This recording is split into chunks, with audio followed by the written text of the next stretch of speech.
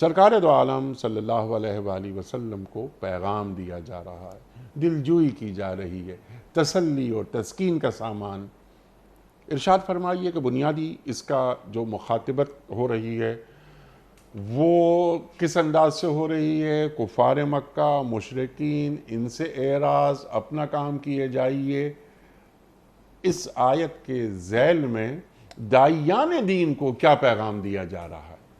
یہ جو آیت اللہ سبحانہ و تعالیٰ نے اپنے نبی صلی اللہ علیہ وسلم پہ اتاری ہے، اگر ایک اور آیت کو بھی دیکھیں تو اس میں بھی کچھ ملتا جلتا پیغام اللہ تعالیٰ دیتے ہیں۔ جو پہلی دفعہ جب وحی کا اپنے قبیلے والوں کو نصیحت کرنے کا حکم ہوا تو اس میں بھی یہ فرمایا گیا تھا کہ وانذر عشیرتک الاقربین، اور ساتھ فرمایا وَاخْفِضْ جَنَاحَكَ لِمَنِ اتَّبَعَكَ مِنَ الْمُؤْمِنِينَ فَإِنْ عَصَوْكَ فَقُلْ إِنِّي بَرِيءٌ مِّمَّا تَعْمَلُونَ۔ یعنی ہوتا یہ ہے کہ جب نبی دعوت دیتے ہیں تو سامنے والوں کے تین طرح کے رویے ہوتے ہیں۔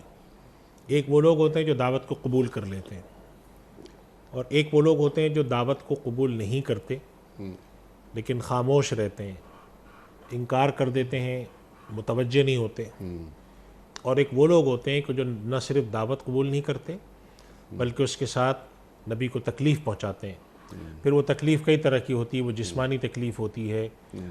ان میں سے جو اللہ تعالیٰ نے جرم کے طور پہ تکالیف کا ذکر کیا ہے، جو سارے انبیاء کے ساتھ تقریباً لوگوں نے کی ہیں، وہ ہے نبیوں کا استہزاء۔ حضرت نوح علیہ السلام کے بارے میں آتا ہے، جب وہ کشتی بنا رہے تھے تو لوگ گزرتے تھے، وہ ہنستے تھے، اور وہ کلما مر علیہ قوم من قومی ملأ من قومی سخروا منہ، جو گزرتا تھا کہتے تھے دیکھو بڑے میاں کیا کر رہے ہیں بیٹھے ہوئے۔ اللہ تعالیٰ اپنے انبیاء کو تسلی دیتے ہیں، اور خاص طور نبی کریم صلی اللہ علیہ وسلم کو تسلی دے رہے ہیں کہ دیکھیے آپ کو جس کام کے لیے اللہ نے بھیجا ہے وہ آپ کیے جائیے۔ یا ایھا الرسول بلغ ما انزل الیک فاصدع بما تؤمر، آپ کو حکم کیا دیا گیا ہے؟ اللہ کا پیغام لوگوں تک پہنچا دیں، نصیحت کر دیں۔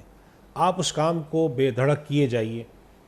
اور رہا معاملہ یہ کہ جو لوگ آپ کا مذاق اڑاتے ہیں، ٹھٹا اڑاتے ہیں، آپ کو تکلیف دیتے ہیں، آپ کو ظاہری اور باطنی تکالیف میں سے دوچار کرتے ہیں، ہم ان کے لیے کافی ہیں۔